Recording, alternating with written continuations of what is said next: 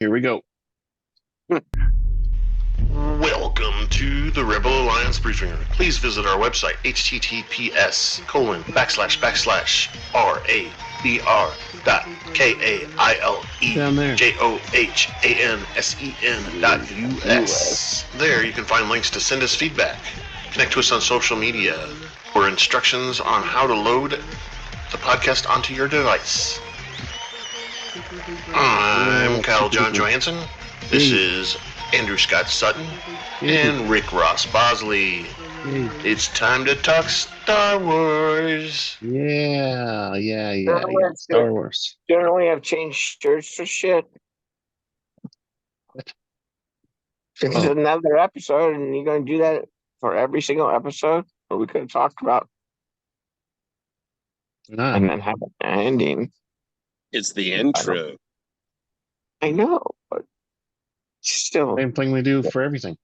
All right, today we're reviewing Tales of the Empire Season 1, Episode 2, Path of Anger. Path of Anger. We're going to discuss the episode, do an unboxing, and a detailed recap with talking, opinions at the end. And then we're going to, drive Scott crazy and beg you for feedback again. So we're going to do that again too. And then we're going to have an outro after that. So, all right. So the first thing is the unboxing here. Now we have a special treat. It's unboxings. Oh, look at how fast that went. All right. So here's our box. I got to get the Sharpie tool because this one's taped up. This is a regular box. Let me open this side. The top. Oh, there we go. Oh, it's even wrapped in paper too. All right. I think this is going to be Scott's favorite right here. So let's see. Take it off camera so you can't see it. Oh, where'd it go? Where'd it go? Where'd it go? I don't know. Ooh. It's Princess Leia in her white sexy outfit. Ooh. Yeah. Well, I like the other outfit. I know you do. Let's go to the side. Ooh. 595 is the number. The back. So this is original New Hope, it says, series. Fancy. Look, we got Luke and New Hope, Darth Vader. Original movie. And then there's the same side, 595. And what? We got the top there where they're always peeking over the top.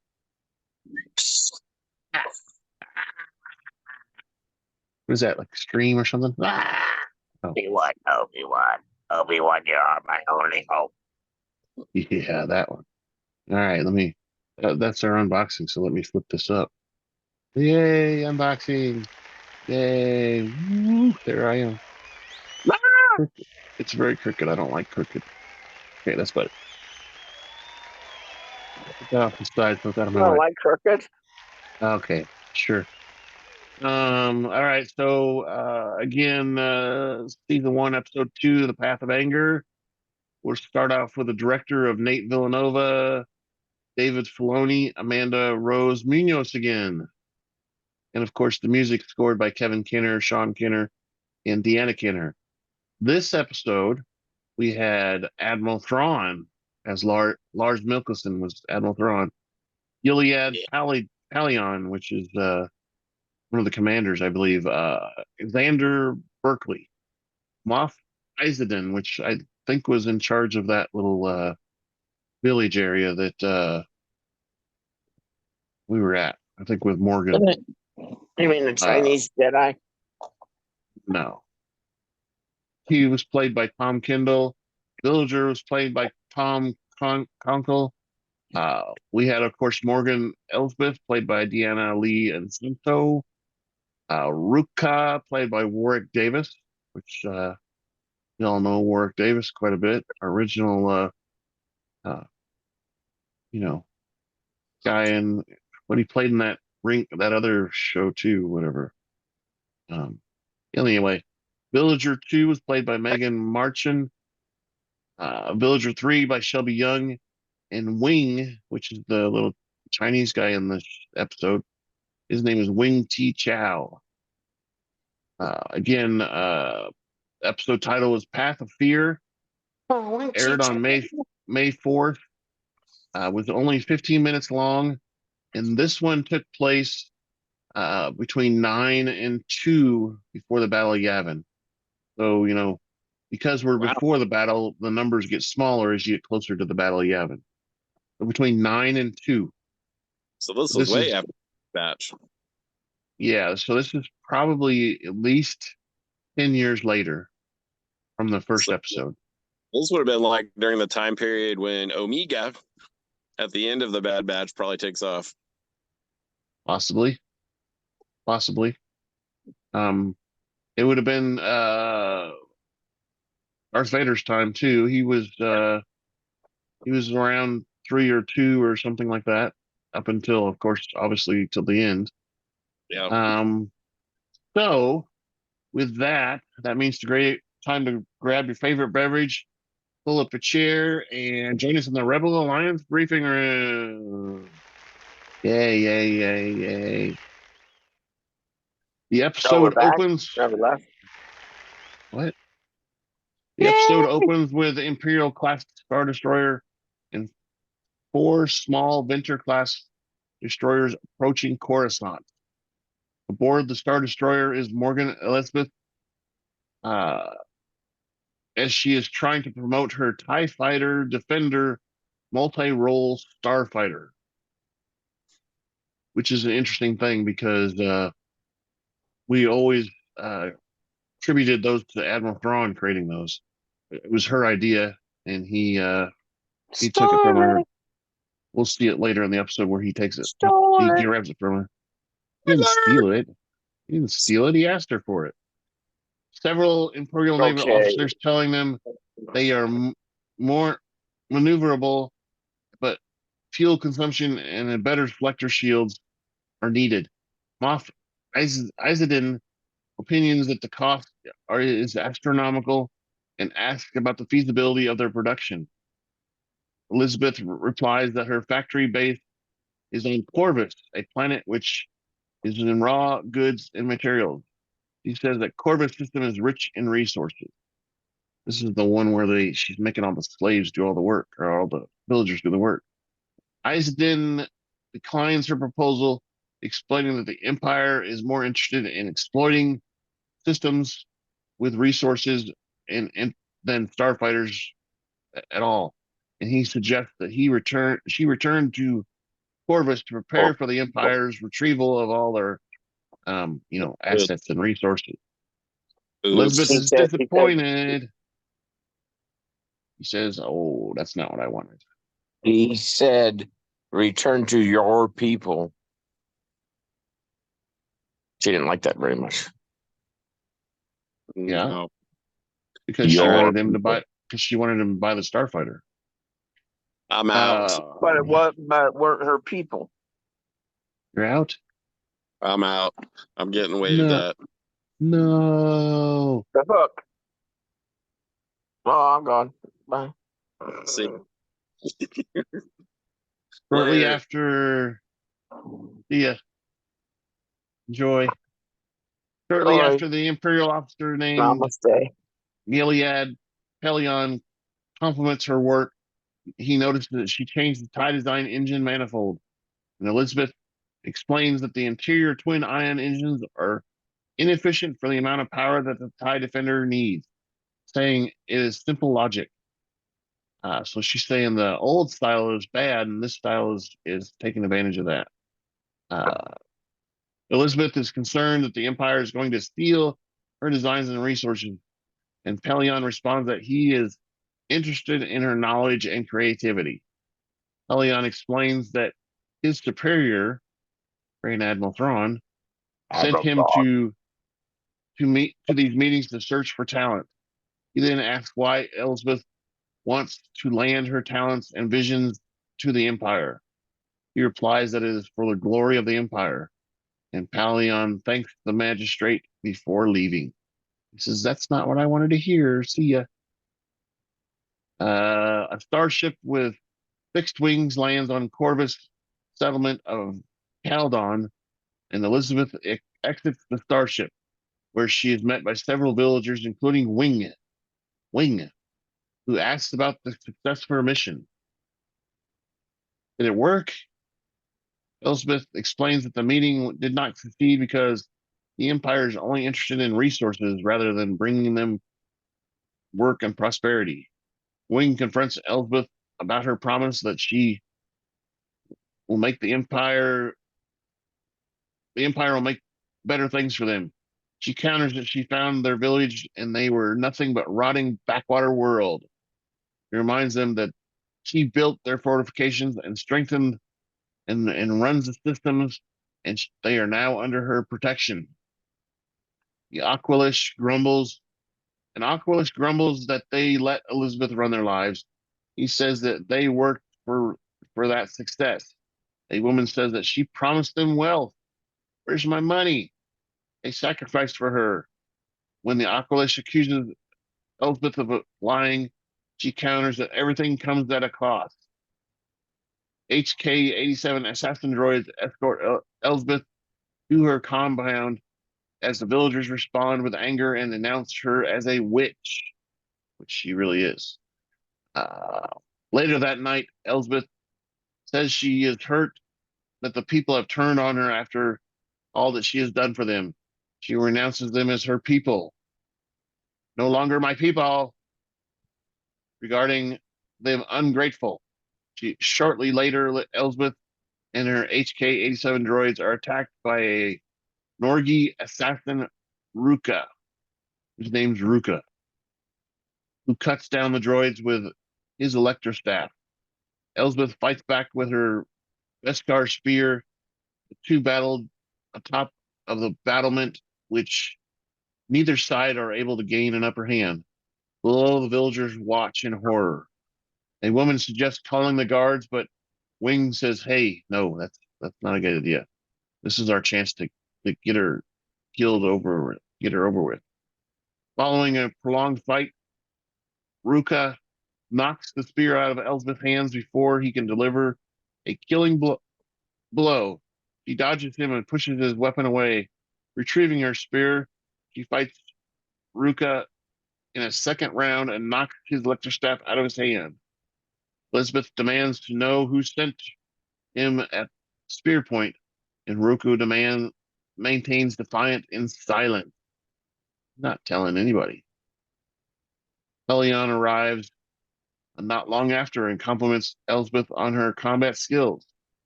He apologized for the theatrics, saying that the Empire wanted to be sure that she could handle herself. Pelion dismisses Ruka, who departs with a grunt. Elsbeth asks if she is testing him. Pelion then leaves, but not before ushering his superior, Admiral Thrawn. Thrawn says that Elsbeth is one of the last Night Sisters, and he is curious about her skills. Elsbeth offers to display her combat skills, but Thrawn says his interest is based in admiration and ambition. When Elsbeth asks him who she is, he introduces himself as Admiral Thrawn and explains that Pelion had informed him about her presence and how she was upended by Moff Izdian. Elsbeth and Izdian agree that Elsbeth and Pelion agree that Izdian is shorthanded, and Thrawn describes the Empire as a magnificent construction with vulnerabilities. While many of his colleagues think on a grand scale, they overlook small problems which fester into big ones. Thrawn seeks Elsbeth's help in combating the growing rebellion. When Elsbeth complains the Empire is only interested in exploiting Corvus's resources, Thrawn agrees with that it is short-sighted. While her designs are brilliant, he says they are not cost-effective. Thrawn says that the Empire trades lives for profit, which he predicts will create a weak and disillusioned military. Thrawn says he will lead to decline. Elsbeth asks why they should care about the Imperial decline. And Thrawn responds that Elsbeth lied about being motivated by imperial glory. He says some, like Eisden, are motivated by greed, others by powers, but she is by all ambition of power. Thrawn asks Elizabeth why she seeks imperial favor. Hearing the angry roar of the crowd, Elsbeth says that she is motivated by revenge. She explains that her people experienced genocide years ago and causing their culture and their beliefs to fade. Elsbeth says that she seeks power to destroy their enemies. Adding to her anger gives her strength. She offers this strength to the Empire, and Thrawn accepts. Gazing at 3 Star Destroyers hovering above her, Elsbeth asks if the Eisden fleet. This is the Eisden fleet, and Thrawn replies, "This is the portion of her fleet." Wing and other villagers regard the arrival of the Imperial fleet as a sign of Elsbeth's victory. Elsbeth smiles as she gazes into the night sky. So this is her fleet. Interesting. Then we see the credits. Credits are rolling. What do you think about that one, Scott? We get to see Admiral Thrawn and how he got hooked up with Elsbeth. Yeah, but of course, you say she offered the Empire her designs. They just took them. No, they didn't. She didn't get no benefit from it. They didn't take him either. She got Thrawn is the only one that took her designs here at the end. Mm-hmm. And that's because he wanted her to command a fleet of ships, which he talked about here at the end too. She asks about this fleet that's above her head, and he says that's the only portion of her fleet.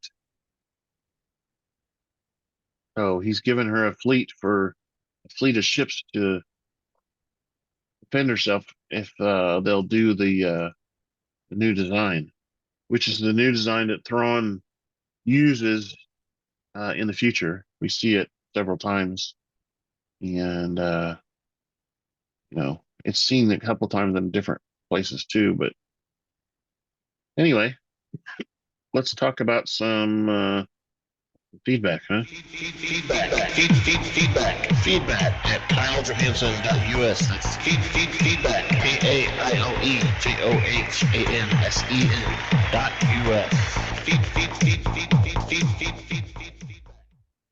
Yeah, so like I said, we got the email feedback at KyleJohansson.us.